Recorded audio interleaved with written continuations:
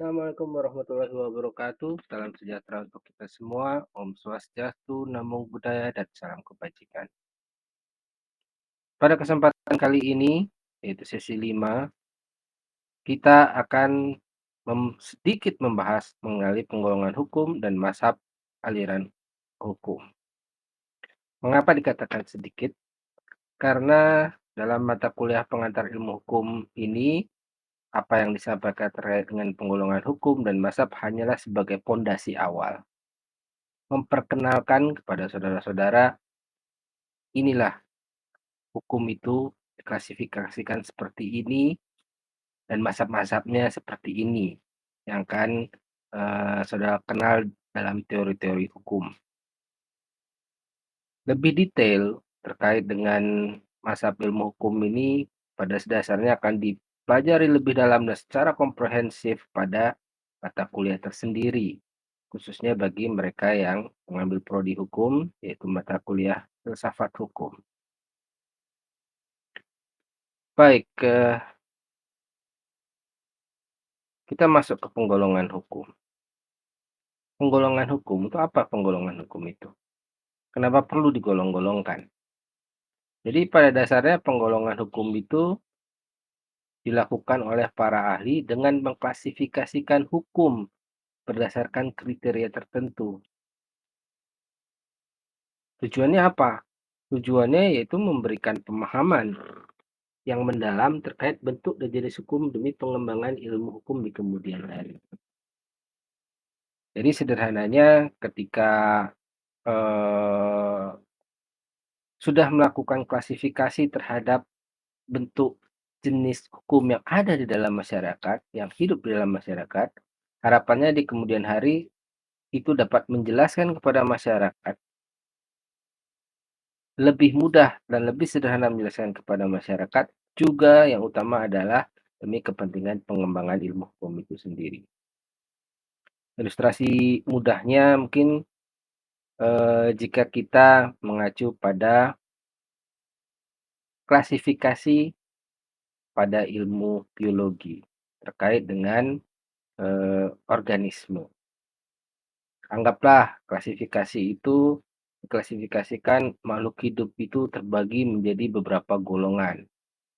Tanaman dibagi menjadi beberapa ordo. Demikian juga mamalia dan sebagainya. Sama, ilmu hukum pun demikian. Dari hasil observasi di lapangan, dikelompokkan dan diklasifikasikan guna memudahkan kita dalam memahami apa yang menjadi objek kita dan juga diharapkan memudahkan kita kemudian hari ketika ingin mengembangkan ilmu pengetahuan itu. Karena kita tahu ilmu pengetahuan sifatnya dinamis.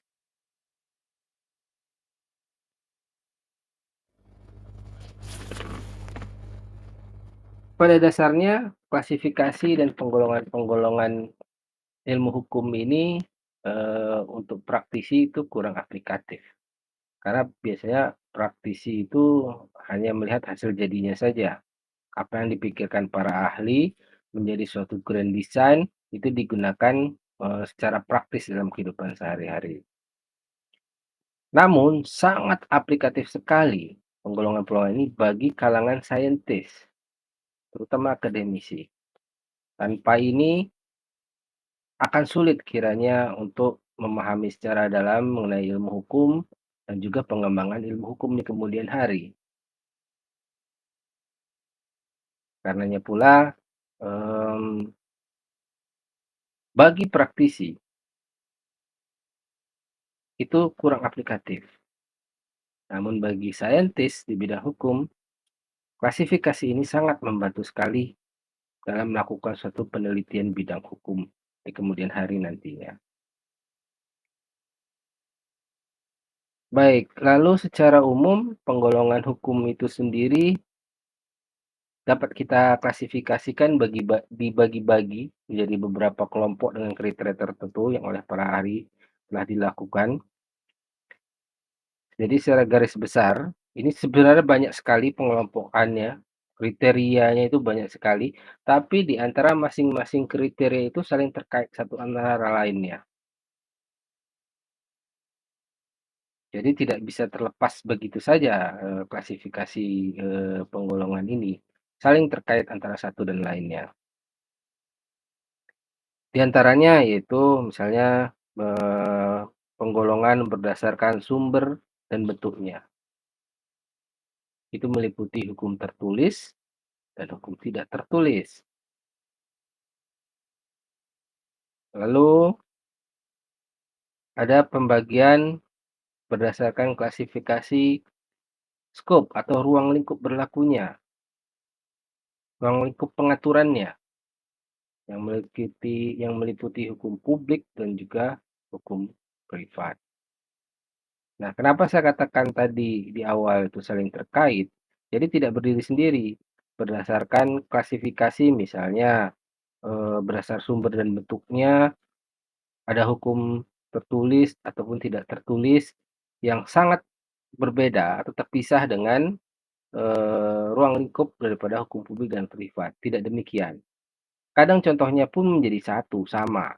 Kita ambil seperti contoh misalnya, berdasarkan sumber dan bentuknya terdiri dari hukum tertulis dan tidak tertulis. Tertulis adalah undang-undang, tidak tertulis adalah norma adat. Nah, dalam bentuk yang tertulis ini juga pasti meliputi dari norma hukum yang diklasifikasikan berdasarkan ruang pengaturannya.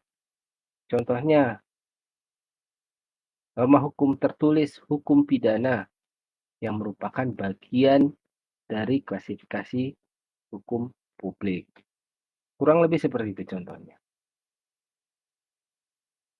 Lalu penggolongannya dibagi lagi berdasarkan yurisdiksi atau, berlakunya suatu norma tersebut, yaitu dalam lingkup nasional dan dalam lingkup internasional. Nah, penggolongan-penggolongan ini, eee, terlihat sederhana, namun dalam, pembahasannya ini memerlukan pembahasan dengan mata kuliah tersendiri. Contohnya gitu yang terkait dengan yurisdiksi internasional. Ini masuk di dalam mata kuliah hukum internasional. Karena kita akan melihat norma-norma hukum universal dalam hukum internasional yang masuk ke dalam hukum nasional. Dengan banyak titik taut primer, sekunder, dan segala macam, dan bagaimana terjadi konflik norma antara norma hukum nasional dan norma hukum internasional. Namun, dalam sesi ini kita hanya diperkenalkan untuk mengetahui bahwa memang terdapat penggolongan ilmu hukum berdasarkan berlakunya norma tersebut, yurisdiksi berlakunya norma tersebut.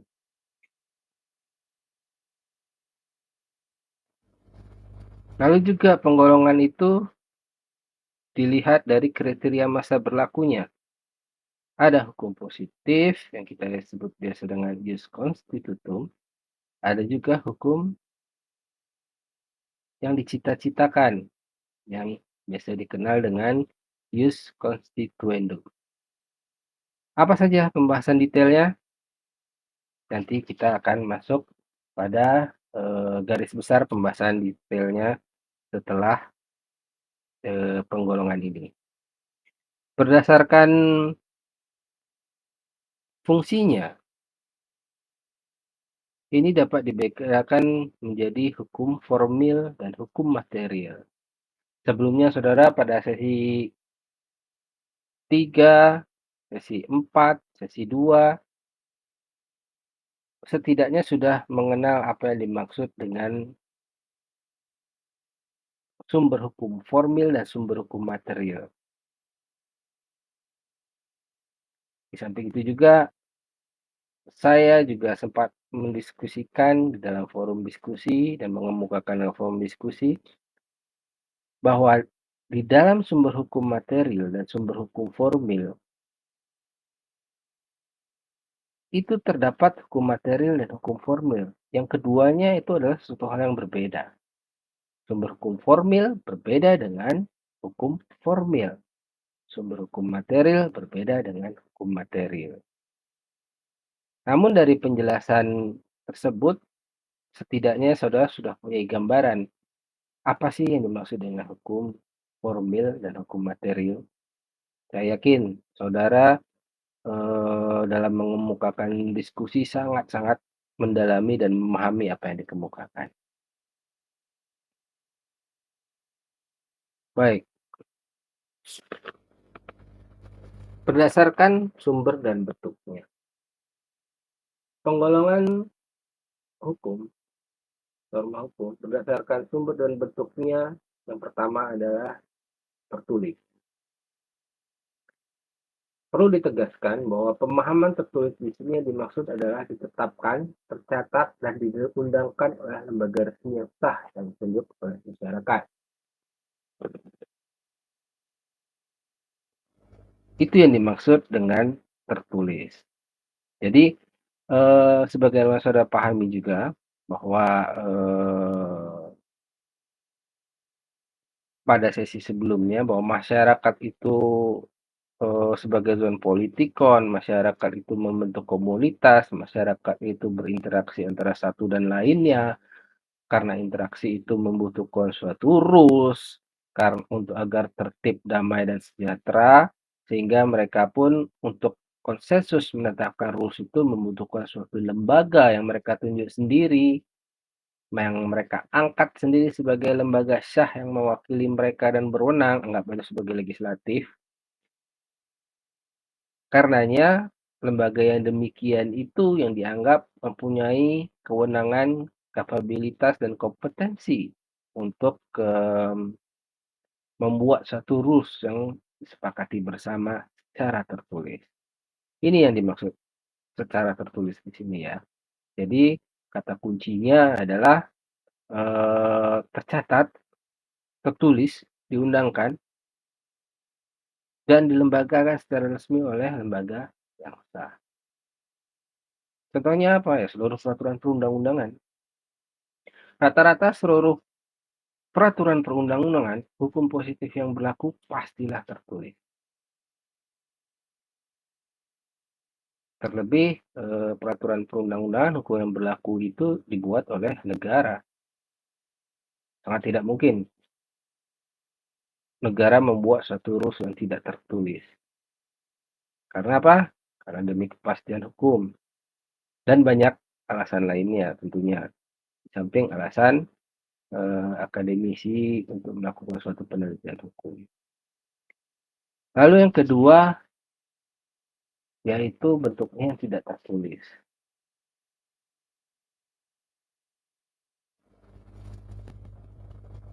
Sebagai catatan, yang dimaksud tidak tertulis di sini tidak berarti bahwa hukum itu benar-benar tidak tertulis. Tidak demikian.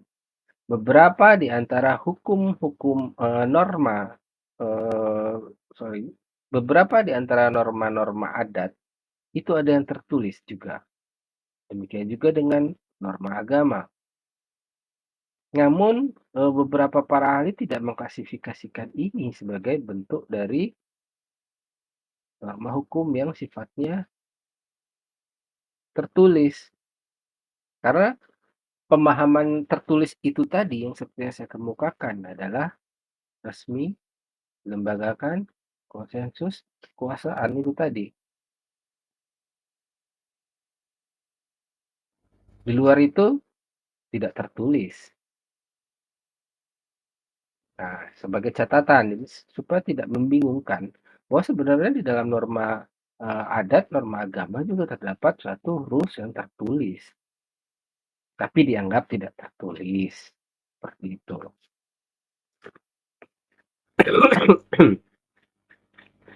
Misalnya, dalam norma agama Islam, terdapat norma tertulis sebenarnya yang bisa kita temukan di dalam banyak sekali literasi hukum syariah, Al-Quran, hadis itu kan tertulis. Namun karena itu tidak dilembagakan, tidak disiarkan, berdasarkan perwakilan yang ditunjuk, maka itu menjadi norma yang tidak tertulis. Kecuali ada satu undang-undang yang menganggap berlakunya norma adat itu atau norma agama itu, maka itu dianggap sebagai hukum klasifikasi hukum yang bentuknya tertulis. Contohnya apa? Kompilasi Hukum Islam (KHI). KHI ini diambil dari fikih para ulama, Al-Quran dan hadis. Tertulis, tertulis.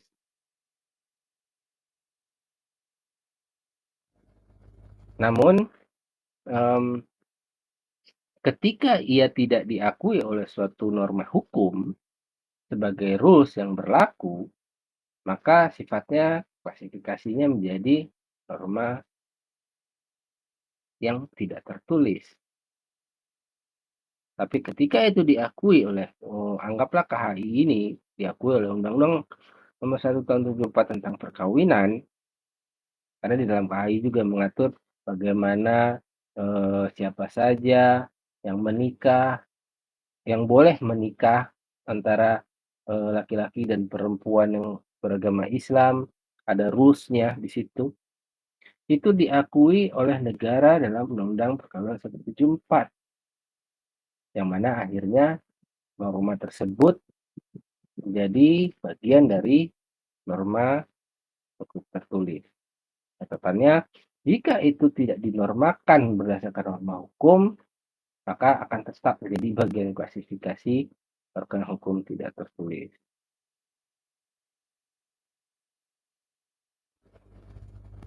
Selanjutnya, pembagian berdasarkan skop atau ruang lingkup pengaturannya. Ini dibagi klasifikasinya menjadi norma hukum publik dan norma hukum privat. Norma hukum publik itu merupakan norma hukum umum yang mengatur masyarakat, mengikat masyarakat, dan berlaku sama. Jadi dikatakan publik, prinsip-prinsipnya adalah norma hukum yang dibuat dan disahkan dan mengikat dan mempunyai sanksi dan denda tersebut itu berlaku terhadap semua orang, semua masyarakat dalam satu wilayah tertentu, terutama di suatu negara tertentu, tanpa membeda-bedakan. Itu yang dimaksud dengan pembagian klasifikasi norma hukum masuk kategori hukum publik. Contohnya apa? Misalnya adalah hukum pidana material dan formil. KUHP, Undang-Undang Tipikor, tindak pidana pencucian uang, undang-undang lain yang mengandung unsur pidana di dalamnya, Kitab Undang Hukum Acara Pidana, maupun hukum ketatanegaraan yang meliputi misalnya Undang-Undang 24 2009 yang mengatur bendera kita, bahasa kita, lambang negara, Undang-Undang Polri, Undang-Undang Kejaksaan, Undang-Undang Mahkamah Agung, Undang-Undang Dewan Perwakilan Rakyat, Legislatif, dan sebagainya. Jadi itu mengatur memang masyarakat, undang pemilu, publik sifatnya, masyarakat banyak. Lalu ada pembagian norma hukum yang masuk dalam lingkup privat. Saudara juga pernah mengemukakan dalam diskusi saudara mengenai apa itu hukum privat. Apa yang disampaikan demikian adanya dan memang itu benar bahwa norma hukum privat itu norma hukum yang mengatur secara khusus hubungan interaksi yang memberikan hak dan kewajiban antara subjek hukum. Jadi sifatnya personal, individual. Norma hukum yang mengatur personal, interaksi individual. Itulah yang dikategorikan sebagai norma hukum privat. Apa saja contohnya? Meliputi rumpun hukum perdata material dan formil. Jadi kata kunci yang paling sederhana adalah di dalam mengkategorikan apakah norma hukum itu masuk dalam norma hukum publik atau privat, ketika dia menjadi norma hukum privat adalah pastilah masuk dalam kategori keperdataan. Mengapa? Karena hampir seluruh keperdataan itu sifatnya memberikan hak dan kewajiban secara privat pada subjek hukum ketika mereka berinteraksi antara satu dan lain. Acara perdata produk Banda yang masih digunakan hingga saat ini. Demikian juga dengan Reglemen Wittengewesten RBK. Begitu juga dengan Kitab Undang-Undang Hukum Dagang. Yang modern apa? Undang-Undang PT dan Undang-Undang Asuransi. Undang-Undang PT di dalamnya itu mengatur hak-hak pemegang saham, kewajiban pemegang saham, dan segala macam. Demikian juga dengan Undang-Undang Asuransi yang mengatur hak-hak dari pemegang polis, kewajiban pemegang polis, kewajiban perusahaan asuransi terhadap pemegang polis dan segala macam. Nah, itu pembagian berdasarkan hukum pengaturannya. Bagaimana dengan yurisdiksi? Lingkup berlakunya suatu hukum. Kalau tadi adalah lingkup pengaturannya, kalau ini adalah lingkup berlakunya suatu hukum dalam suatu wilayah tertentu. Terbagi dua, yaitu nasional. Jadi norma hukum itu berlaku dalam suatu wilayah negara berdaulat yang mengatur masyarakat yang meliputi wilayah daratan, laut, dan udara. Sederhananya begini, norma hukum yang diklasifikasikan sebagai norma hukum yang nasional, yurisdiksi nasional itu norma hukum di mana hukum itu dibuat, berlaku di wilayah itu, bagi penduduk itu,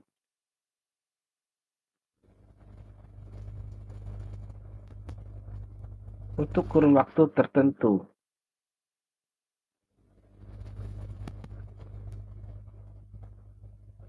Jadi norma hukum nasional ini sifatnya lokal. Sekali lagi, sifatnya lokal, berlaku di wilayah tertentu, pada suatu kelompok masyarakat tertentu, dalam kurun waktu tertentu. Maksudnya dalam kurun waktu tertentu di sini adalah bahwa norma hukum itu berlaku dengan misalnya pembatasan waktu. Jadi ada satu undang-undang yang mengatur bahwa undang-undang ini akan berlaku ketika ini. Nah, seperti itu pada aturan peralihannya. Undang-undang ini berlaku selama begini. Misalnya Undang-Undang Hak Cipta yang mengatur bahwa kepemilikan cipta berlaku untuk masa selama sekian tahun. Kepemilikan merek berlaku untuk sekian tahun. Kepemilikan paten berlaku untuk 30 tahun dan seterusnya. Jadi ada pengaturan waktunya di situ ya. Bahkan ada pula satu aturan undang-undang, tapi jarang sekali yang mengatakan ini berlaku sampai sekian. Tapi itu jarang sekali terjadi. Ada, namun itu pada kisah dahulu pada masa pemerintahan Belanda dan Jepang. Baik, saya kira lingkup yurisdiksi nasional ini sangat mudah dipahami ya. Jadi norma hukum yang berlaku lokal dalam suatu wilayah negara berdaulat tertentu. Nah, wilayah ini Sebagai catatan, wilayah ini terdiri dari daratan, laut, dan udara. Nah, ini ada definisi wilayah itu ya. Definisi wilayah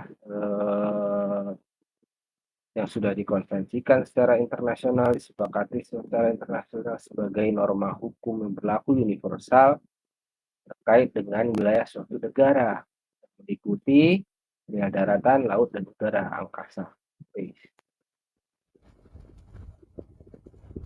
Lalu norma hukum itu juga berlaku pada penduduk di dalam satu wilayah negara yang bukan warga negara.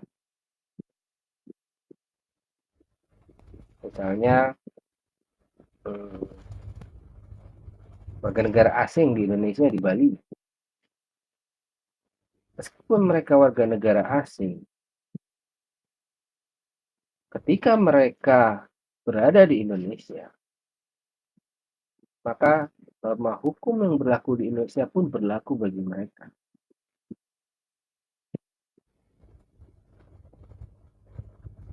Misalnya seorang WNA mencuri atau membunuh di Bali. Korban adalah warga negara Indonesia. Bagaimana penyelesaian konfliknya? Ini akan dibahas tersendiri, atau mata kuliah tersendiri dalam teori-teori hukum internasional juga, yang pada intinya sederhananya bahwa diutamakan norma hukum negara itu yang diberlakukan. Tapi untuk satu case tertentu, catatan tertentu, bisa saja norma hukum negara asalnya yang diberlakukan dengan mengedepankan teori-teori titik tol primer, titik tol sekunder dalam customary law internasional. Ini masuk dalam mata kuliah tersendiri sebenarnya, tapi ini hanya perkenalan saja seperti apa sih norma hukum nasional, yurisdiksi nasional tersebut. Baik, tadi sempat menyinggung norma hukum yang berdasarkan yurisdiksinya dikategorikan sebagai norma hukum internasional. Jadi norma hukum yang berlaku universal sebenarnya bagi seluruh masyarakat di dunia.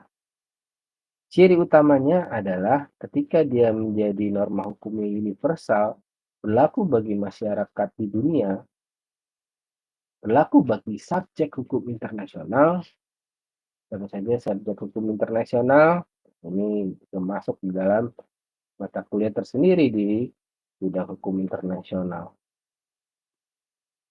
Poinnya adalah bahwa norma ini berlaku bagi mereka, universal, sama seluruh dunia sebagai subjek hukum internasional. Di antaranya negara, pribadi, personal, person. Nah, ciri utamanya apa? Ciri utamanya ketika itu menjadi norma hukum universal membutuhkan yang namanya mekanisme ratifikasi. Jadi itu tidak automatically berlaku, tapi ketika akan menjadi norma internasional yang berlaku menyeluruh dan bisa dieksekusi secara menyeluruh sama pada warga masyarakat dunia, maka membutuhkan ratifikasi di negara masing-masing. Bagaimana jika tidak diratifikasi? Negara tersebut tidak terikat. Cirinya itu untuk norma hukum yang diklasifikasikan sebagai norma hukum internasional. Contohnya apa? Ada hukum publik internasional yang meliputi hukum humaniter, HAM, kejahatan perang, hukum perang. Lalu bagaimana dengan yang sifatnya keperdataan privat? Itu ada unilateral principle, ada GATS, General Agreement Tariff and Trade, General Agreement of Tariff and Services dalam hukum internasional. Unit 2 itu pada dasarnya adalah kesepakatan kesepakatan antara negara-negara pelaku bisnis ya, di dalam, perdagangan internasional yang menetapkan standar baku suatu kontrak internasional.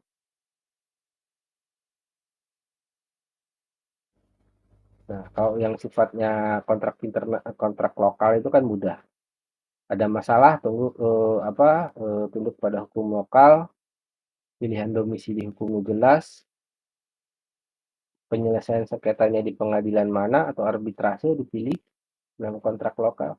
Namun berbeda dengan kontrak internasional, karenanya dibutuhkan kesepakatan bersama antar negara untuk memberlakukan suatu standar prinsip terkait dengan perjanjian kontrak kontrak internasional, kontrak bisnis internasional.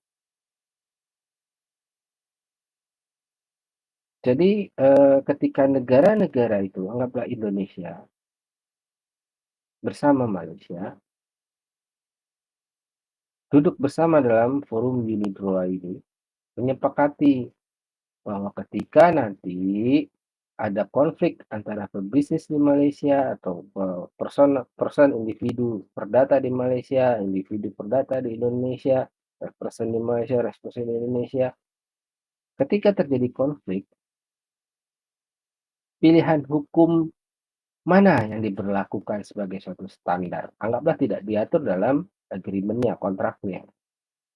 Contohnya misalnya disepakati, bla bla bla bla bla, ketika terjadi konflik, maka norma standarnya ketika tidak diatur dalam perjanjiannya untuk memilih forum penyelesaiannya di mana, maka yang berlaku adalah hukum Indonesia. Nah, ketika Malaysia meratifikasi UNIDROIT dalam undang-undang lokal mereka, norma hukum nasional mereka, demikian juga dengan Indonesia, meratifikasi itu memberikan pengakuan dan pernyataan bahwa Indonesia dan Malaysia agree, sepakat untuk memberlakukan norma universal ini. Ketika terjadi konflik, maka selesaikan di forum Indonesia. Ini hanya sebagai ilustrasi dan contoh. Demikian juga dengan General Agreement Tariff and Trade, satu aturan-aturan standar baku bagaimana melakukan, bagaimana suatu negara berbisnis. Jadi sebenarnya ada 2 sisi sebenarnya GATT sini. Bisa sebagai, publik, juga bisa sebagai privat, tapi pengaturannya sebenarnya pada, privatnya. Jadi, bagaimana perusahaan di Indonesia, person di Indonesia, atau person di Indonesia yang melakukan international trade, perdagangan internasional, diperlakukan oleh negara di mana dia melakukan trade. Misalnya ekspor sepatu ke Thailand, ekspor sepatu ke Malaysia dari Indonesia ke Malaysia, ekspor baju, penaruh industri ke Malaysia. Nah, di dalam GATT itu diatur rules-nya. Ketika, Indonesia melakukan ekspor, anggaplah ke Malaysia, maka Malaysia tidak boleh melakukan diskriminasi, tidak boleh membatasi dengan kebijakan-kebijakan yang memberatkan, pengenaan pajak yang tidak disepakati, dan segala macam. Punya sisi publik, juga punya sisi privat bagi si subjek hukumnya ini. Nah, ketika Indonesia dan Malaysia sudah ratify di dalam World Trade Organization, WTO, mereka itu meratifikasi, mereka konvensi, mengaksep dalam undang-undang nasionalnya. Di Indonesia tidak akseptasi, demikian juga di Malaysia. Pemberlakuan undang-undang terkait dengan World Trade Organization. Sehingga jadi rules-nya, norma internasionalnya menjadi berlaku juga sebagai norma hukum lokal. Dengan mekanisme yang tidak mudah ya tentunya. Nah, ketika itu sudah terikat dan sepakat, maka menjadi hukumlah bagi kedua negara tersebut, termasuk juga subjek hukumnya, yaitu person dan person-nya antara kedua negara tersebut. Karena sebenarnya yang berbisnis itu kan bukan negaranya, tapi person dan person-nya yang merupakan warga negara dari negaranya. Tapi kenapa menarik negara? Ya karena sifatnya internasional board itu, dan negara memiliki kewajiban melindungi warga negaranya, national security-nya, keamanan ekonomi negaranya, makanya negara juga hadir di situ. Nah, kurang lebih seperti itu. Baik, selanjutnya masuk ke penggolongan berdasarkan masa berlakunya, yaitu hukum positif yang kita biasa sebut dengan ius constitutum. Jadi maksudnya masa berlakunya ini yaitu norma hukum itu ada yang berlaku mengikat sebagai hukum positif, dikategorikan sebagai hukum yang berlaku mengikat, hukum yang berlaku pada saat itu, berlaku mengikat bagi semua orang. Itulah yang disebut dengan klasifikasi norma hukum positif ius constitutum. Contohnya ya seluruh hukum positif, hukum yang berlaku. Misalnya di Indonesia hukum yang berlaku apa? Nah, itulah yang dimaksud dengan pembagian dari ius constitutum, hukum positif ini. Jadi di Indonesia ini norma hukumnya itu ada dua berdasarkan sudut pandang masa berlakunya. Ada yang norma hukum ius constitutum dan ada yang berlaku sebagai norma hukum yang dicita-citakan atau ius constituendum. Aplikasinya norma hukum ius constituendum ini yang dicita-citakan itu seluruh hukum yang direncanakan akan berlaku, RUU bahasa sederhana. Jadinya itu pasti masuk prolegnas. Sudah ada normanya? Sudah ada. Sudah ada naskah akademis, bla bla bla bla, sudah dikaji, sudah ada norma yang dibentuk, sudah diharmonisasikan, tapi belum diberlakukan. Itu yang dimaksud dengan norma hukum, penggolongan norma hukum berdasarkan masa ini.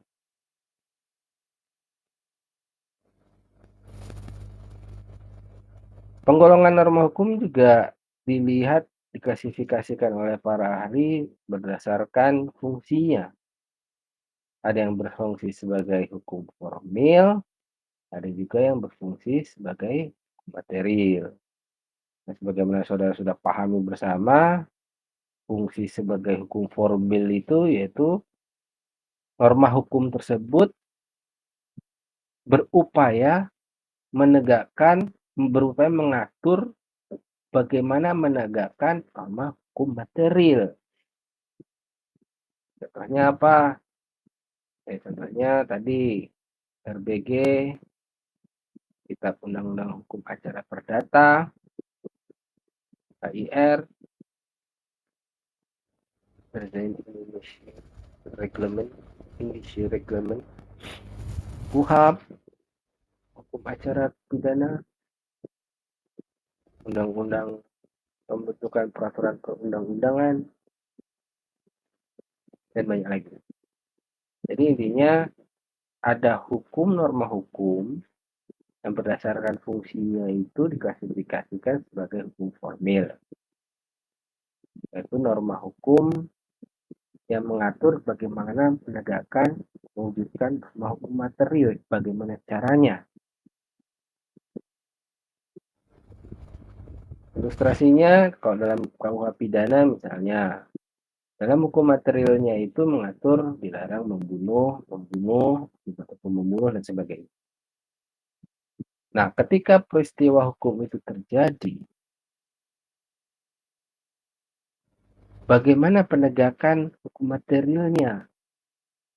Ini diatur tersendiri dalam Kitab Undang-Undang Hukum Acara Pidana. Bagaimana polisi menangkap, bagaimana polisi menyidik, bagaimana polisi nanti membuat berita acara penyelidikan, penahanan, sita, dan segala macam. Pengumpulan barang bukti, bagaimana jaksa, menindaklanjuti, eee, laporan polisi, setelah polisi, memberkas semua. Jadi ketika ada peristiwa pidana, eee, dibuat laporan polisi, diberkas, disidik, selidiki, sidik, pembuatan berkas, ditandatangani oleh kepala satuan masing-masing, lalu disubmit ke kejaksaan untuk proses eksekusi pidananya. Nah, ketika, proses transisi antara, kepolisian dan kejaksaan itu pun diatur di dalam hukum acara perdata. Demikian juga dengan penahanan, misalnya tersangka, barang bukti, dan segala macam. Bagaimana, eee, surat perintah dimulainya penyidikan ketika polisi sudah melakukan penyidikan, disampaikan kepada kejaksaan. Semua ada rules-nya. Jadi bagaimana menegakkan isi hukum pidana ketika terjadi peristiwa pembunuhan. Nah, karena ada rules-nya dalam hukum formil, maka harus dilakukan dari penyidik, jaksa, hingga ke pengadilan. Lalu selanjutnya adalah norma hukum material. Sempat disinggung juga bahwa norma hukum material itu pada intinya adalah norma hukum yang mengatur perilaku masyarakat, boleh tidak, ini segala macam. Apa itu? Nah, seperti rumpun hukum pidana yang tadi sempat sudah dibahas, yaitu KUHP, Tipikor, TPPU, Rukun Hukum Perdata misalnya, KUH Perdata, DW, Burger Rich Wetbook, KUHD, Undang-Undang, dan undang-undang lain yang sifatnya mengatur perilaku publik masyarakat.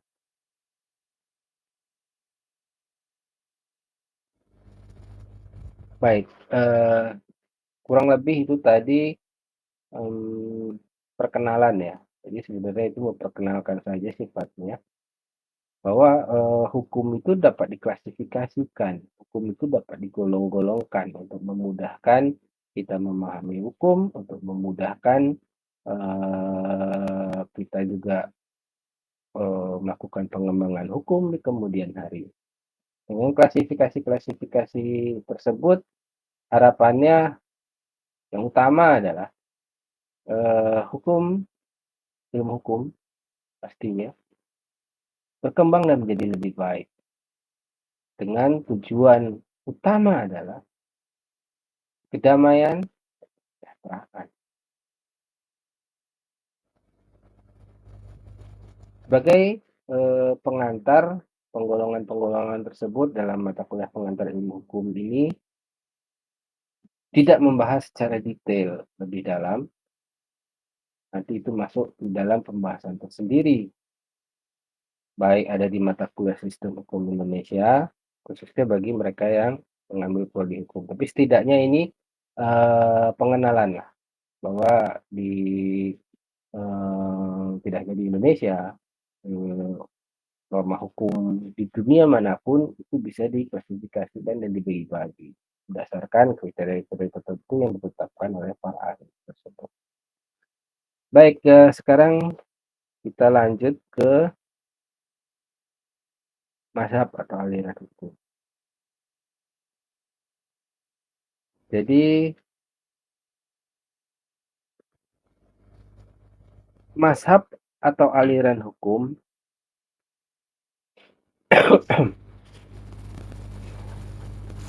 ini secara garis besar dalam ilmu hukum itu secara umum ya. Jadi pembagian mazhab aliran hukum itu sangat banyak sekali. Tergantung waktu, dimensi waktu, ruang, dan tempat, dari, zaman klasik hingga postmodern. Namun sama halnya dengan penggolongan hukum, setidaknya secara garis besar itu dapat, diklasifikasikan mazhab-mazhab ilmu hukum itu secara garis besarnya ya. Jadi, ketika kita berbicara mazhab aliran hukum, sederhananya itu sangat banyak sekali. Tapi secara garis besar dapat dikelompokkan, yaitu menjadi kurang lebih 4 bagian ini secara umum ya, yaitu aliran hukum alam atau mazhab hukum alam, sosiologis hukum, aliran historis hukum, aliran antropologis. Secara garis besarnya ini, pengklasifikasiannya itu akan banyak sub-sub-subnya lagi. Nah, dari, mazhab-mazhab aliran hukum yang ada ini, tokoh-tokohnya, para ilmuwannya, saintisnya itu punya latar belakang ilmuwan yang berbeda-beda dan banyak.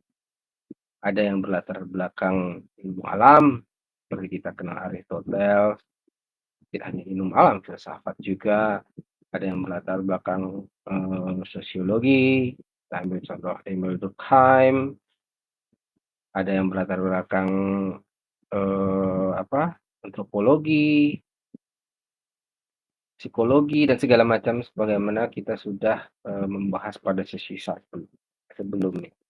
Jadi mereka mempunyai latar belakang beragam keilmuan yang berbeda. Tapi intinya mereka hanya berfokus pada satu titik, yaitu bagaimana memikirkan ketertiban, kedamaian untuk mewujudkan kesejahteraan bersama. Aliran hukum alam berpikir manusia banyak berinteraksi satu sama lain, egois dan segala macam. Tidak mau kalah, yang penting dirinya yang diutamakan daripada yang lain. Kalau itu dibiarkan, maka akan kacau dan segala macam. Nah, aliran hukum alam berpikiran ini harus mewujudkan ketertiban, kedamaian demi kesejahteraan bersama. Jika tidak, akan kacau. Demikian juga aliran sosiologis, yang menurut Emil Durkheim sendiri bahwa perilaku-perilaku masyarakat interaksi itu akan saling konflik, berbenturan. Cenderung untuk tidak tertib, cenderung untuk tidak damai, cenderung untuk egois. Berdasarkan pandangan ilmu sosiologis, itu wajar. Karena apa yang namanya kepentingan dan egoisme itu selalu naturally as animal instinct menguasai setiap pribadi manusia, kecuali yang berakal. Nah, sosiologis juga demikian, memikirkan. Intinya, ya kita harus mewujudkan ini supaya kita bisa sejahtera bersama. Kok tidak ya, konflik terus sampai kapanpun. Demikian juga dengan aliran historis, demikian juga dengan aliran antropologis. Mereka mendalami manusia, mereka mendalami interaksi manusia, mereka mendalami psikologis manusia, mereka mendalami biological need makhluk hidup, terutama manusia, dengan segala pernak-pernik sifat dan segala kelakuannya.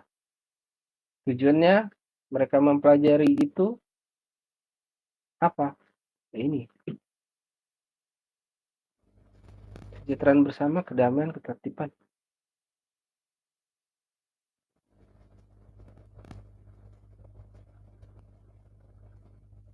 Nah, karenanya dari para ahli itu tadi yang dikelompokkan dalam aliran hukum alam, sosiologis, historis, antropologis, karena memikirkan suatu pemikiran bersama demi kesejahteraan, akhirnya menjadikan suatu teori-teori besar hukum. Jadi teori-teori besar hukum itu lahir sejalan dengan evolusi kultur sebenarnya.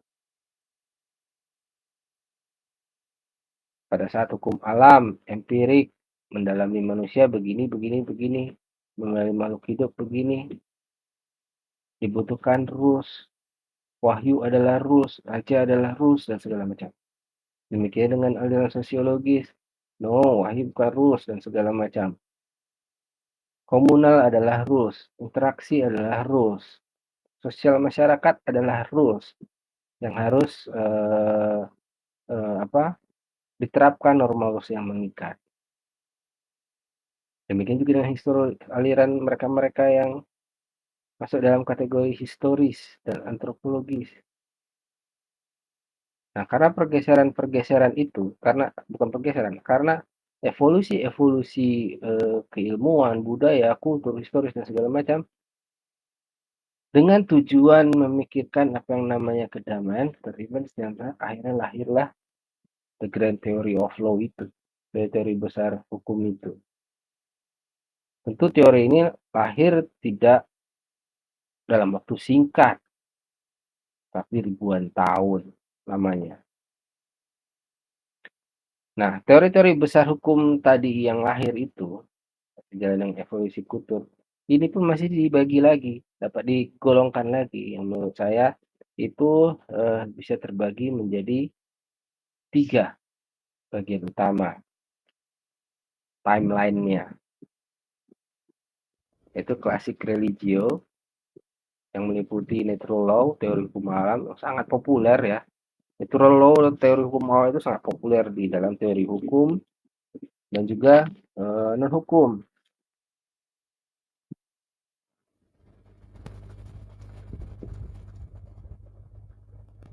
Cara berpikir natural law itu simple sebenarnya. The God, Tuhan adalah wahyu, Tuhan adalah rules. Tuhan menciptakan kebaikan untuk kita semua, Tuhan adalah rules, Tuhan dan segala macam.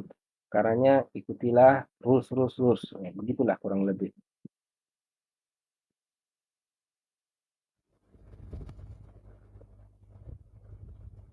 Tanpa melihat ini ya, tanpa melihat jenis agamanya apa. Jadi pada saat itu memang eksistensi dari God oleh para filsuf dulu itu diakui, meskipun meraba God ini seperti apa modelnya gitulah, kurang lebih. Tapi yang mereka yakini adalah God itu selalu membuat kebaikan untuk manusia dan berusaha membuat eh, kemuliaan-kemuliaan, namun manusia sendiri itulah yang merusak kemuliaan dan kebahagiaan dan segala macam. Karenanya ada hukum alam di mana ada satu rules yang harus dipatuhi untuk menjaga ketertiban itu, baik itu yang sifatnya fisika dan non metafisika, termasuk ilmu hukum ini. Gerakan pemikiran itulah yang melahirkan teori hukum alam itu. Dia mengklasikan religion, faith, pada ketuhanan dan God. Nanti kita akan bahas lebih dalam, sedikit membahas lebih dalam, karenanya pula disebut di sini adalah sekilas pandang mazhab aliran hukum.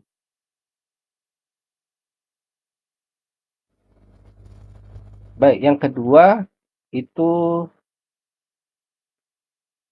di zaman modern. Modern ini nanti ada timeline ya. Jadi kapan zaman klasikal, kapan zaman modern, dan kapan zaman postmodern. Jadi pada zaman modern itu masih terbagi juga. Ada yang di zaman modern ini pemikiran-pemikiran klasik religio itu bergeser, bahwa yang hubungannya mereka beranggapan bahwa manusia itu punya intelijensi. Manusia itu bisa menghasilkan rules, manusia itu bisa mengatur diri mereka sendiri, dan rules itu mereka bisa buat dengan daya pemikirannya sendiri, menyesuaikan keadaannya sendiri yang dibutuhkan. Karenanya disebut reality dalam interaksinya itu. Tidak terkait dengan religio sebagaimana natural law. Di sini Mereka berpikiran bahwa, terkait ilmu hukum ya, hukum itu ya berasal dari kita, manusia. Kita yang mengatur, kita yang ini, makanya harus A sampai Z, ya segala macam. Nah, realis positivisme ini adalah gerakan positivisme dari antitesis klasik religio. Jadi menurut mereka itu di positivisme ini, di realis ini, tidak ada itu rules of God. Hukum ya hukum. Hukum itu tidak bisa, tidak ada kaitannya dengan hukum alam.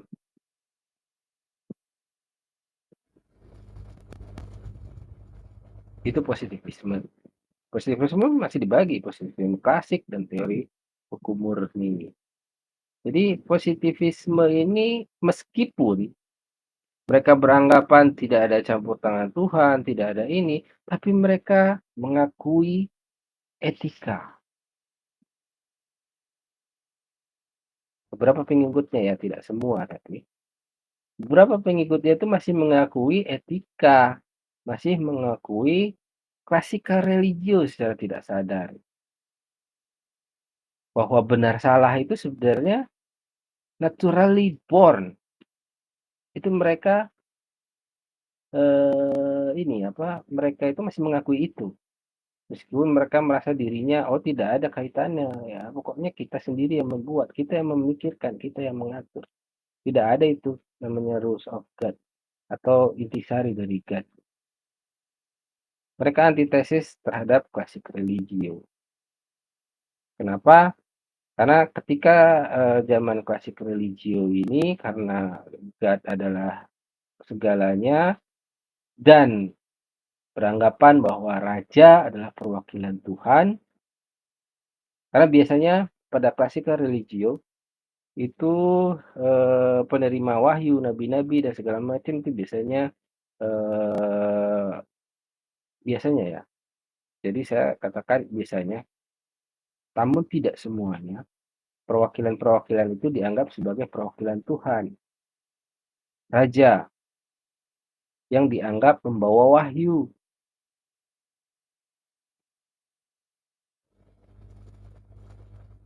Nah, karena itu membawa wahyu, raja dan segala macam, maka masyarakat harus patuh dan wajib patuh pada apa yang dinamakan perintah raja sebagai perwakilan Tuhan di dunia. Yang menentang dianggap menentang Tuhan. Sekali lagi ini tidak melihat konteks agamanya apa ya, tapi pada saat itu memang universal saja.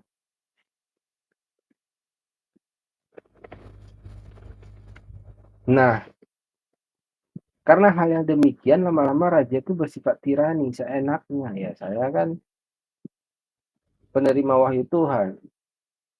Apa kata saya adalah perpanjangan dari wahyu Tuhan. Apa kata saya adalah hukum. Begitulah kurang lebih raja-raja pada zaman klasikal baik Yunani maupun Romawi. Akhirnya tirani, penindasan akan hak asasi manusia.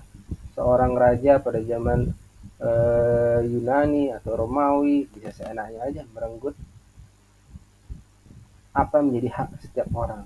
Yang contoh klasikalnya sebenarnya mereka bisa mengambil istri-istri daripada istri orang dalam masyarakat. Contoh klasikal sebenarnya. Mereka bisa membunuh tanpa mengadili. Tidak suka sama mereka mati. Nah, kurang lebih seperti itu. Tirani sekali. Dan bagi mereka yang melawan kehendak raja adalah melawan kehendak Tuhan. Nah, itulah yang menjadi dorongan pemikiran kenapa positivisme antitesis terhadap natural law itu tadi. Meskipun di situ ada falasi ya, ada ketidakvalidan pemikiran positivisme. Karenanya pula positivisme realis ini mereka masih mengakui etika sebagai nilai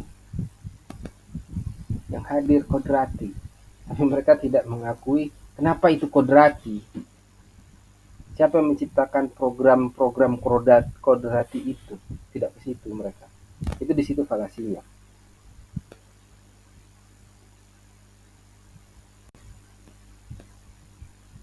Nah, intinya realis positivisme itu antitesis ya, karena banyak penyimpangan yang dilakukan oleh raja. Memang ada kesalahan orang di situ, tapi dianggap itu sebagai eh, kesalahan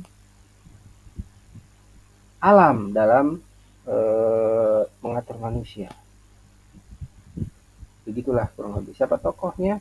Ada Bentham, Austin, Kelsen, Yaski, segala macam. Di modern juga ada ya yang namanya socio jurisprudence. Ini lebih mengutamakan kepentingan komunal, singkat ceritanya.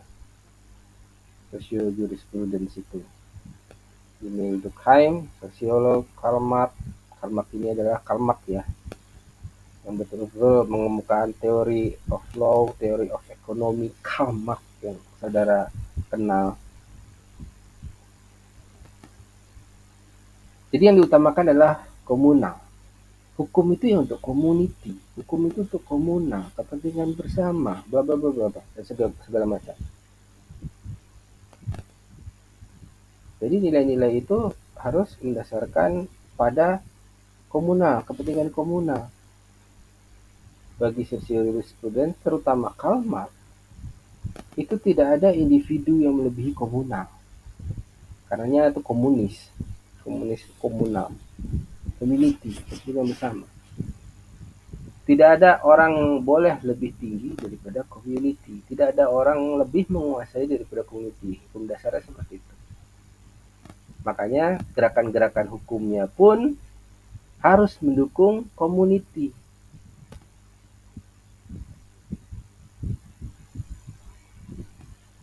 Liberalisme mati dalam era ini. Intinya mereka menghindari egoisme. Simpel ceritanya seperti itu. Mereka menghindari egoisme, mereka menghindari kapitalisasi egoisme sehingga setiap orang itu bisa berpuasa sedemikian rupa dengan kapitalisme. Nah, pembagian ketiga itu ada postmodern. Setelah zaman modern berlalu, ada gejala-gejala gerakan-gerakan tertentu yang mempengaruhi perkembangan, khususnya perkembangan ilmu hukum. Sebenarnya tidak hanya mempengaruhi perkembangan ilmu hukum, tapi ilmu yang lain juga. Salah satu contohnya misalnya postmodern itu feminisme. Dulu, dari zaman klasikal religio, modern, itu mereka tidak mengenal hak feminisme perempuan. Mereka anggap perempuan itu adalah under laki-laki, tunduk pada laki-laki.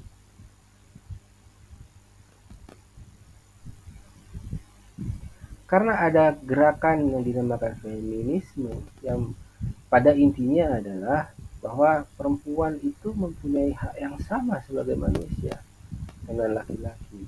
Tidak boleh dibedakan dalam segi apapun.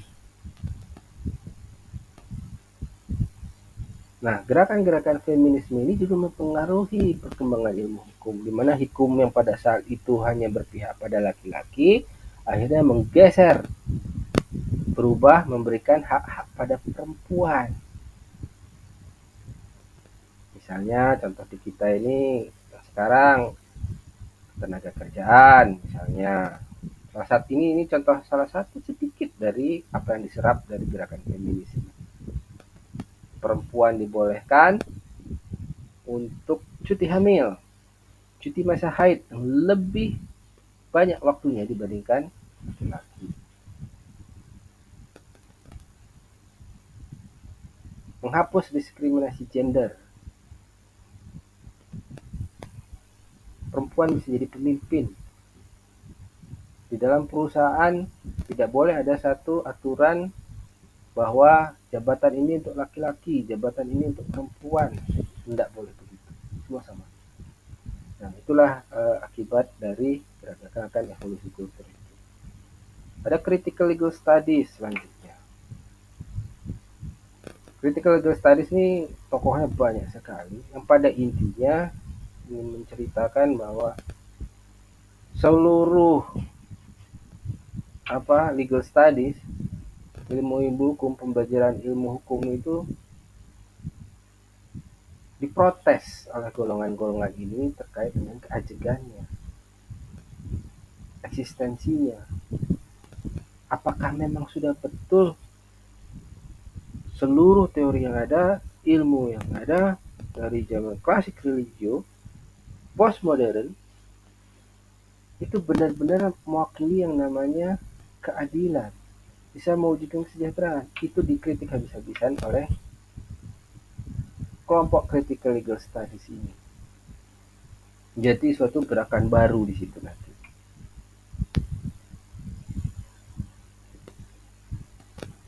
Misalnya salah satu contohnya adalah teori keadilan. Sebenarnya teori keadilan itu sudah zaman klasik religius sudah ada, apa yang ditemukan Aristoteles. Namun berkembang lebih pesat lagi ketika postmodern. Yang tokoh ikoniknya adalah John Rawls. Dia begitu memikirkan bagaimana menyeimbangkan antara si miskin dan kaya. Si miskin yang mempunyai natural resource demi menciptakan keadilan dan kesejahteraan bersama harus di-share dengan si miskin. Dan rules itu, aturan hukum pun harus mensupport itu. Intinya seperti itu John Rawls. Nah, ini adalah sekilas pandang masa aliran hukum itu.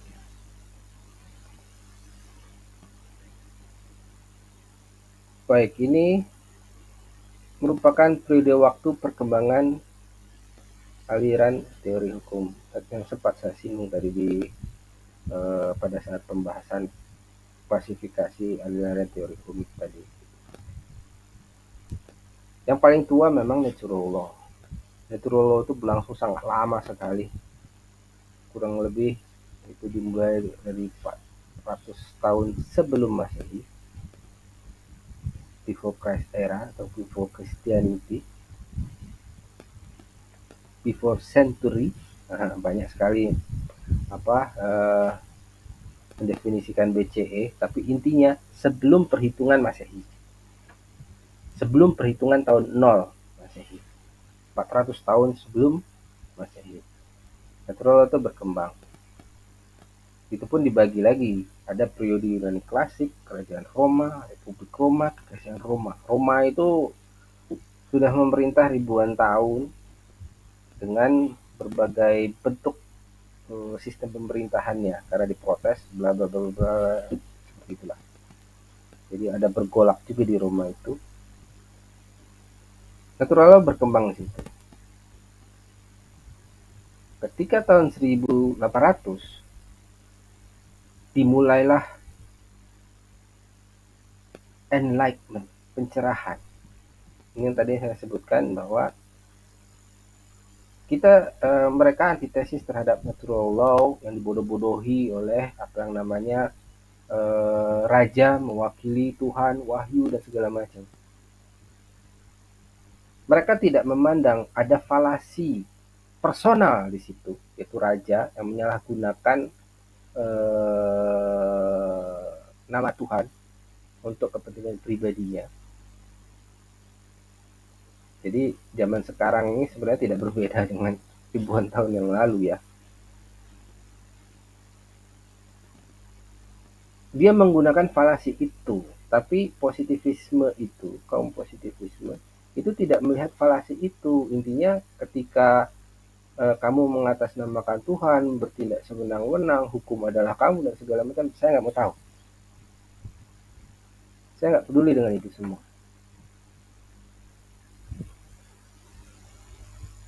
Itu tidak ada.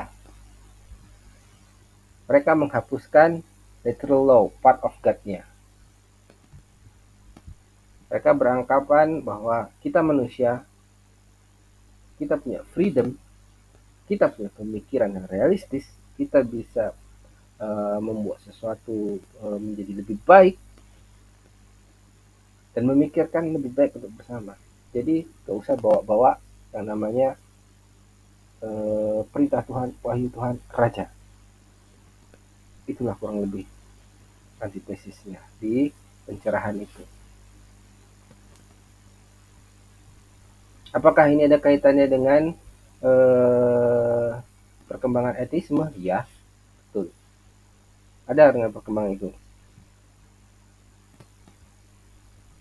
Jadi pada dasarnya mereka enak, ya. Mereka itu sudah muak dengan perlakuan-perlakuan para ini apa raja-raja, bangsawan dan segala macam. Kita tuh sama, kita tuh manusia. Seperti itulah kurang lebih ya antitesis. Nah itu berawal dari 1800. Jadi bayangkan dari 400 tahun sebelum Masehi hingga 1800 tahun 1800 itu kurang lebih hampir sekitar 2000 tahun ya. Natural law itu masih mendominasi. Baru tahun 1800 positivisme, teori of law dan segala macam berevolusi. Itu yang dimaksud dengan zaman modern.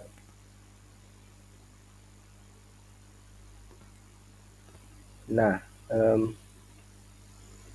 jadi yang klasikal religio itu adalah antara 400 sampai 1800. 1800 sampai dengan 1900, abad 19 ya, abad 19, satu abad itu 100 tahun. Jadi antara 1800 hingga 1900 itu era modern. Setelah tahun 1900 hingga saat ini itu modernisme. Setelah zaman modern. Yang banyak sekali. Ada itu tadi, political legal studies, feminisme, teori keadilan. Nah, teori keadilan yang ada di tahun 1900 ini itu merupakan modifikasi juga dari natural law. Jadi mereka yang tahun 1900 ini antitesis terhadap positivisme. Nggak begitu. Masih ada nilai-nilai universal yang sifatnya kodrati. Sebagaimana dikatakan natural law. Mereka masih bisa memandang falasi di sini. Falasi personal. Karenanya mereka masih mengadopsi natural law tapi dengan modifikasi. Karena berjalannya waktu, dinamika, uang dan waktu dan segala macam. Menjadilah satu perkembangan ilmu hukum baru.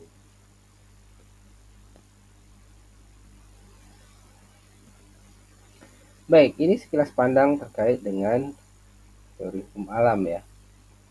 Jadi idenya apa sih? Ini jadi kesimpulannya. Natural law atau teori hukum alam itu idenya pada dasarnya itu adalah ingin mengatakan bahwa hukum alam adalah keseimbangan, keadilan, dan kesempurnaan dari Tuhan. Idealisme seperti itu.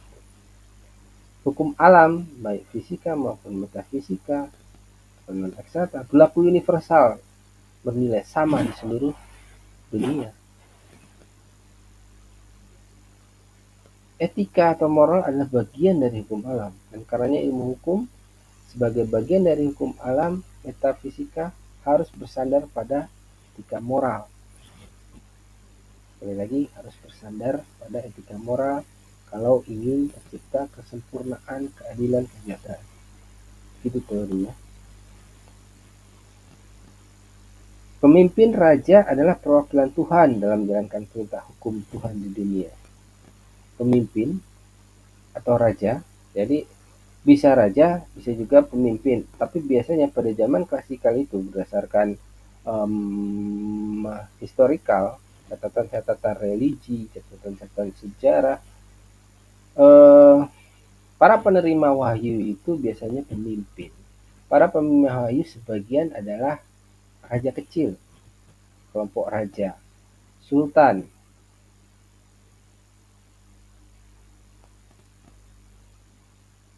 Ini mah kelompok kaum.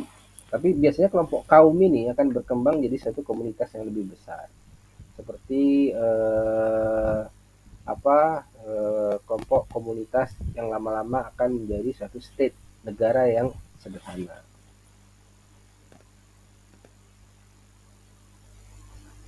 Jadi pemimpin raja adalah perwakilan Tuhan dalam menjalankan perintah hukum Tuhan di dunia, wajib dipatuhi. Nah, di poin 4 ini yang tadi saya sering menyebutkan falasi personal. Di sini ada penyimpangan, dan itu sudah terjadi ribuan tahun yang lalu. Nah, terkait ide-ide itu, implementasinya apa teori hukum alam ini?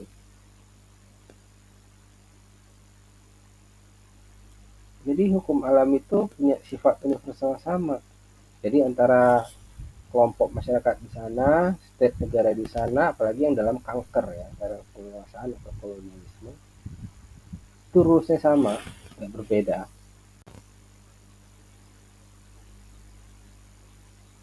Lalu konstruksi hukum manusia, hukum norma hukum manusia dalam interaksinya, itu harus selaras dengan etika moral dan hukum alam. Tidak boleh bertentangan. Begitu bertentangan, maka hancurlah eh, society itu, masyarakat itu. Dan pasti itu bukan merupakan hukum yang adil. Segala bentuk pengetahuan atau ilmu, termasuk ilmu hukum, validitasnya harus disandingkan, ditautkan, dinilai oleh unsur Tuhan, agama, moral, raja, pemimpin. Apabila bertentangan, maka harus dikesampingkan atau dihilangkan. Ini poin penting di sini. Abuse of power terjadi di situ. Raja pemimpin adalah perwakilan Tuhan di dunia dan dianggap pihak yang tahu bagaimana hukum Tuhan dan bagaimana membuat hukum yang harmonis. Karena pula raja pihak dianggap lebih tahu, dan fungsi raja di samping raja itu adalah segalanya pada saat itu.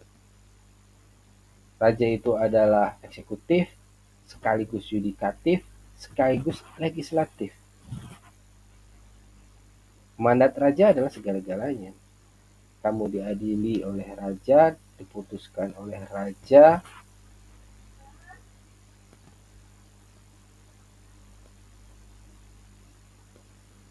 hukum dibuat oleh raja, dan segala macam. Itu konsekuensi implementasinya.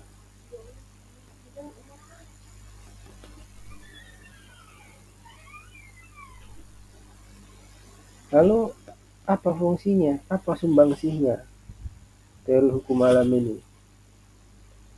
Teori hukum alam menghasilkan prinsip-prinsip hukum internasional, hukum dagang internasional, hukum laut, corpus juris civilis. Jadi prinsip-prinsip universal itu, yang tadi itu semua berlaku dan segala macam, berlaku universal, sama dimanapun di dunia, nilai-nilainya yang sama. Itu menjadi pondasi dalam pengembangan prinsip hukum internasional. Karena prinsip hukum internasional itu universal, universality.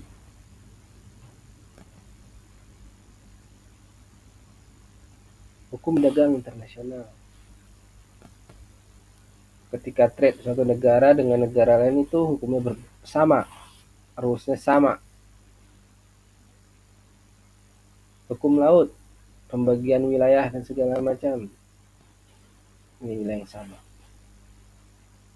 Universality itu kuncinya.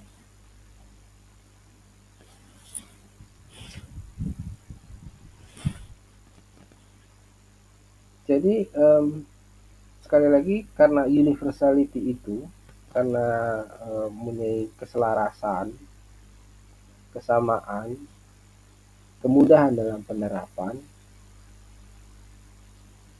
itu menghasilkan standar moral dan norma prinsip keadilan.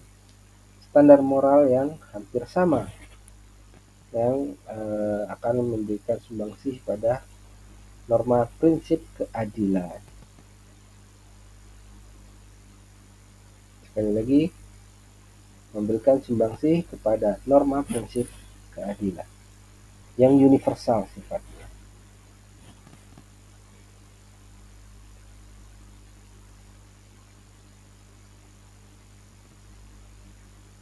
Dalam teori hukum alam ini kan tokohnya diantaranya Aristoteles yang yang juga mempunyai argumentasi terkait dengan apa yang dimaksud dengan adil.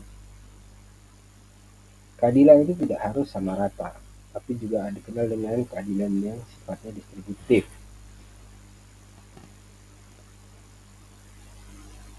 Nah, prinsip-prinsip itu mendasarkan dari nilai baik buruk itu tadi, etika itu tadi yang merupakan kodrati dikembangkan. Karenanya eh, itu menjadi satu standar moral bagi teori hukum alam untuk menjalankan norma prinsip keadilan.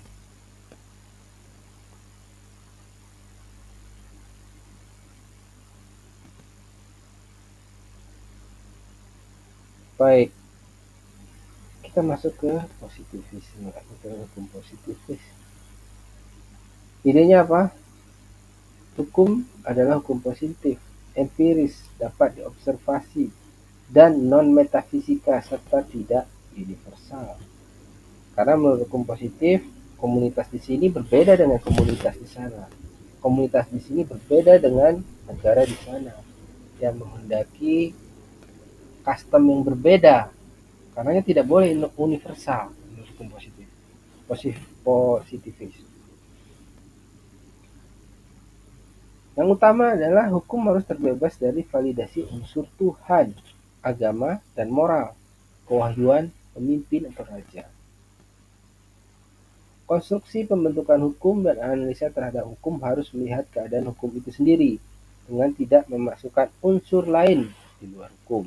Jadi untuk membuat suatu norma hukum ya kita fokus saja di dalam norma hukum itu sendiri, tidak ada unsur-unsur lain yang dimasukkan, tidak ada unsur kodrati, tidak ada unsur Tuhan dan segala macam. Benar-benar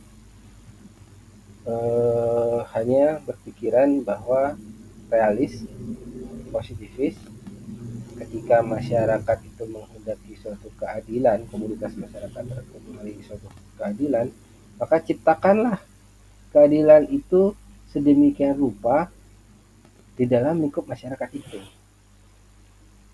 tanpa harus mempertimbangkan hal yang lain.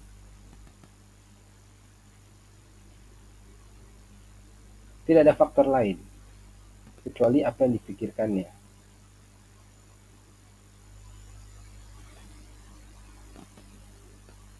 Mudahnya begini ilustrasinya. Ingin menciptakan norma hukum, kalau berdagang itu haruslah sesuai timbangan. Nggak boleh licik. Nah, kalau teori hukum alam, itu akan memasukkan unsur nilai, dosa. Karenanya bla bla bla bla bla itu dilarang. Tapi di dalam positivisme mengesampingkan itu. Positivisme tidak mempertimbangkan adanya nilai dosa, adanya titah raja, tidak mempertimbangkan itu. Tapi yang penting bagi positivisme adalah bagaimana kamu berdagang dengan tidak merugikan orang lain. Maka dibuatlah suatu norma, kamu kalau berdagang harus sesuai ukuran takaran. Jika tidak sesuai ukuran takaran, dipidana. Itu ilustrasi sederhananya seperti itu.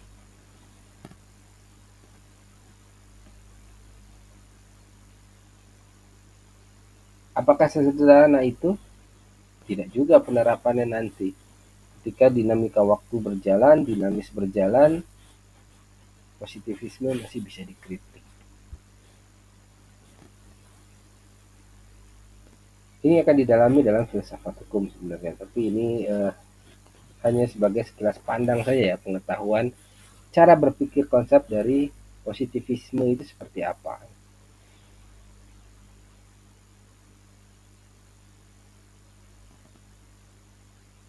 Yang keempat, hukum itu harus berunsur adanya penguasa, adanya perintah, adanya kewajiban, harus dikaitkan adanya sanksi. Jadi dasar pengikat, dasar kepatuhan itu bukan dosa atau wahyu, tapi yaitu lembaga-lembaga yang diciptakan dan dikonsensuskan itu tadi.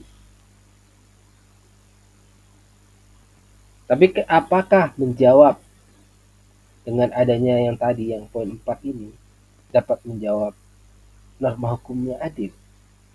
Inilah yang saya maksud tadi dengan pada dinamika ruang dan waktu itu dikritisi. Dan itu terjadi saat ini. Belum tentu poin 4 ini menyebabkan norma hukumnya akan adil. Implementasinya apa dari ide-ide positivisme ini tadi? Wujud dari hukum adalah hukum positif dan merupakan perundang-undangan. Hukum itu ya perundang-undangan. Tidak ada hukum selain undang-undang.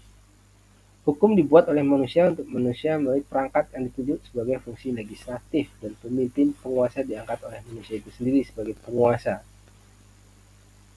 Ini yang antitesis dari natural law poin 2 ini tadi, yang tidak menghendaki tirani sebenarnya. Hukum adalah perangkat aturan yang kaku, selalu lambat dalam perkembangannya, tidak mengarah keadilan dan menyampaikan keadilan, namun penuh kepastian hukum.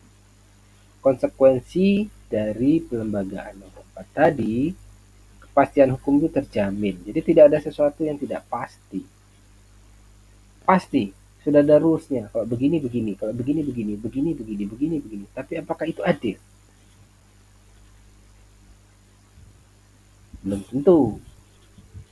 Contoh, ketika mencuri itu adalah suatu kejahatan dan dibuatkan normanya berdasarkan pemikiran positivisme, dibuat, dirumuskan rakyat untuk rakyat, dilegalisasi pemerintah, penguasa menegakkan, memberikan sanksi segala macam dengan rumusan pencuri merugikan orang lain dan itu dihukum.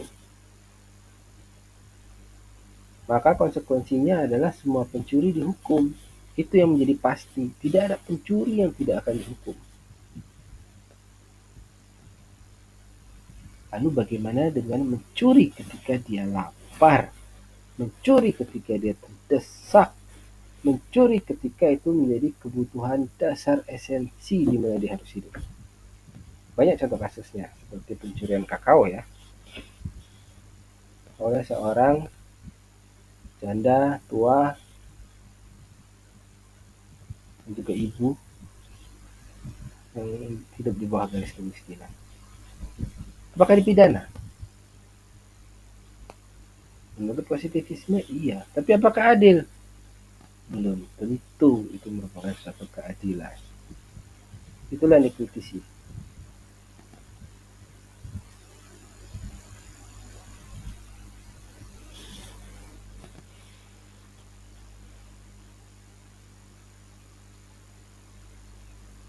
Lalu yang keempat, hakim itu harus mendasarkan pada perundang-undang saja. Jadi hakim itu penegak keadilan ya. Kalau zaman natural law itu penegak keadilan itu ya semua-semuanya adalah raja dan kadiparannya. Tapi ketika positivisme sudah ada lembaga-lembaga yang terbagi. Tapi hakim sebagai pengadil itu dia tuh harus hormat dan tunduk pada undang-undang. Dia tidak boleh menyimpang, dia tidak boleh melakukan refinding terhadap suatu kekosongan hukum. Kalau hukumnya tidak ada, ya sudah. Back to nature, default. Begitulah. Jadi corongnya hukum hakim itu. Permasalahannya adalah ketika undang-undang yang dibuatnya itu tidak harmonis atau ada kesalahan atau ada non validitas di dalamnya. Si hakim yang harusnya bersikap adil karena dia adalah corongnya hukum berdasarkan hukum yang ada, norma hukum, dia menjadi hakim tidak adil. Dimana tujuannya diharapkan masyarakat itu mendapat keadilan dari si hakim itu. Itu kritik terhadap positivisme ya. Tapi bukan berarti positivisme yang banyak kekurangannya, ada kekurangannya. Jadi semua teori hukum itu pada dasarnya ada saja kekurangannya. Saya rasa tidak hanya teori hukum ya, yang lain juga. Kekurangan itu ada, tapi akan ditutupi dengan dilengkapi, disempurnakan dengan pengembangan ilmu. Kesalahan wajib ada. Jika tidak, mungkin tidak akan menjadi suatu ilmu yang sempurna. Meskipun terdapat falasi dan validitas dan error pada positivisme, masih mempunyai karya sumbangsih positif terhadap ilmu hukum. Peletakan dasar-dasar apa namanya azas legalitas kepastian hukum. Terus meletakkan dasar-dasar metode penalaran hukum, legal reasoning. Jadi karena positivisme, mereka punya sistematika bagaimana merumuskan hukum, bagaimana menarik norma, bagaimana itu nanti bisa masuk dalam mata kuliah tersendiri gitu, legal reasoning ya, metode penalaran hukum. Dan yang paling baru dari zaman natural law itu sistem pemerintahan. Terdapat sistem pemerintahan kekuasaan yang sifatnya konsensus, bukan tirani, bukan keturunan, bukan warisan, bukan garis hierarki keluarga bangsawan. Jadi betul-betul konsensus. Nah, ini positifnya. Letakkan dasar-dasar itu. Yang utama yang wajib dikenal dari sumbangsi positivisme itu kepastian hukum. Lalu bagaimana dengan pure theory of law, teori hukum murni? Jadi positivisme tadi itu adalah fondasi, titik tolak, titik anjak untuk pengembangan ilmu hukum, teori ilmu hukum murni. Idenya apa ya, kurang lebih hampir sama, tapi ada beberapa perbedaan. Samanya itu adalah hukum positif disertai dengan sanksi. Konstruksi, analisa, dan validasi hukum harus dipisahkan dan terhindar dari unsur Tuhan. Nah, itu kan hampir sama. Hukum positif ditetapkan oleh manusia melalui konsensus. Hukum positif tersusun dalam suatu tatanan normatif berjenjang. Nih, ada mulai pembaharuan itunya. Jadi ada hierarki di sini. Sudah ada pengembangan baru. Jadi hukum positif itu tidak berdiri sendiri, tapi harus harmonis menurutnya. Kerangka pemikirannya beranjak dari manusia sebagai creator. Harus murni hukum dan hukum, ya untuk hukum, masyarakat untuk hukum. Tidak ada unsur lain yang dilibatkan. Tapi guna tidak terjadi kesalahan penafsiran hukum, tidak terjadi konflik of konflik norma, maka positivisme tadi dikembangkan dalam menciptakan adanya satu tatanan norma. Ini sering saudara pelajari karena tokohnya adalah Hans Kelsen. Hans Kelsen apakah sudah sempurna? Tidak. Hans Kelsen pun masih dikritik. Makanya diperbaharui oleh Hans Nawiaski yang lebih menyempurnakan teori dari Kelsen. Dalam kaitannya pembuat hukum, jadi implementasinya dalam kaitannya dengan pembentukan hukum, hukum diciptakan oleh manusia untuk manusia, delegasi dari norma yang dikehendaki konsensus. Ini bersama dengan positivisme. Hukum adalah perundang-undangan dan bersifat normatif. Nah, bersama. Hukum positif harus dikonsultasikan secara berjenjang. Ini yang berbeda. Nah, karena adanya jenjang harmonisasi norma, maka harus ada yang namanya judicial review. Karena mereka menyadari bahwa apa yang dibuat oleh mereka sendiri bukan berarti tanpa kekurangan. Ada kekurangan. Bagaimana mengatasi kekurangan itu? Ada mekanismenya, yaitu judicial review. Jadi hukum yang hierarki tadi, norma hukum hierarki tadi, jika itu bertentangan dengan norma hukum yang lebih tinggi, maka dapat diuji kembali, direview kembali, apakah ini sesuai norma atau tidak, itu tujuannya itu pasti dan adil atau tidak. Ketika tidak, batalkan. Itulah pengembangannya. Sisanya hampir sama, jadi memang mirip-mirip karena berjalan di waktu yang sama. Apa karyanya sumbangsihnya? Itu tadi, hierarki perundang-undangan, mekanisme judicial review, dan advanced legal analytic atau journalism. Karena ada hierarki perundang-undangan, karena ada mekanisme judicial review, makanya legal reasoningnya yang tadi sederhana dalam positivisme,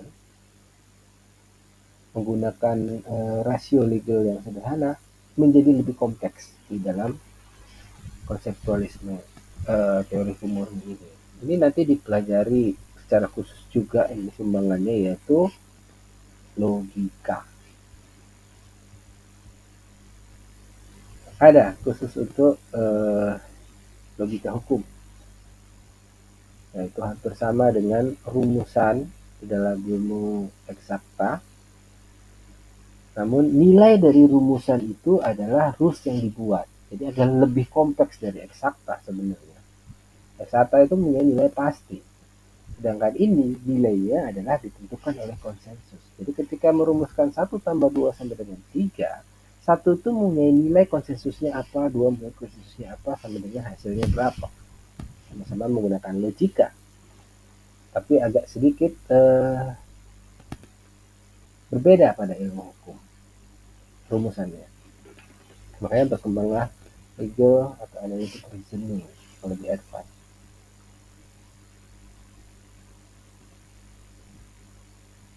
Jadi ketika positivisme itu hasil akhirnya adalah kepastian hukum, untuk teori hukum murni ini kepastian hukum yang berkeadilan. Jadi berupaya mewujudkan kepastian hukum tapi juga berkeadilan. Nah, itu dia perbedaannya. Yang tadi itu hanya mewujudkan kepastian hukum, positivisme. Oh, pasti. Ini belum tentu adil.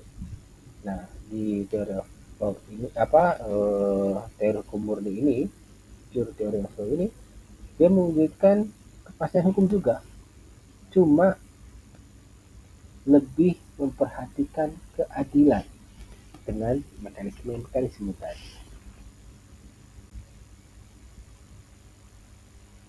Nah, mazhab-mazhab aliran tadi itu adalah sebagai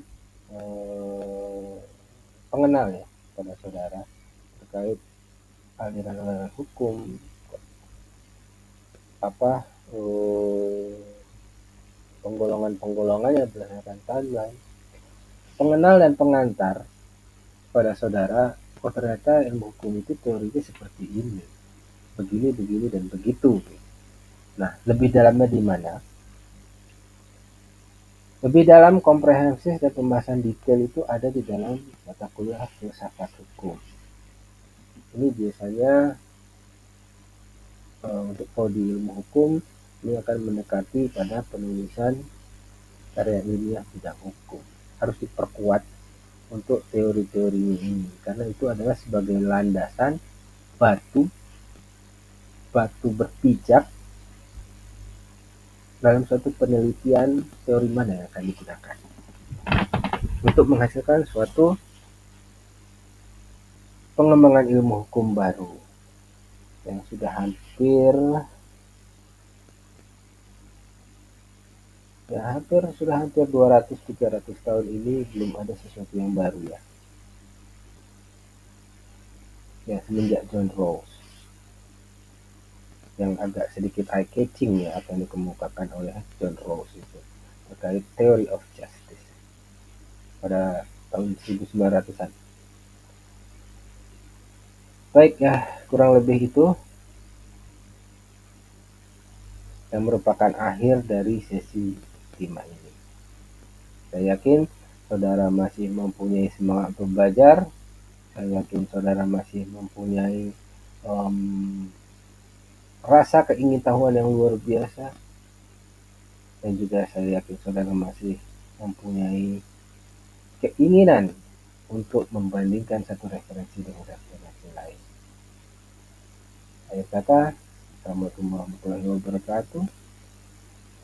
Salam sejahtera untuk kita semua. Om Swastiastu, Namo Buddhaya. Salam kebajikan dan sampai ketemu di sesi berikutnya.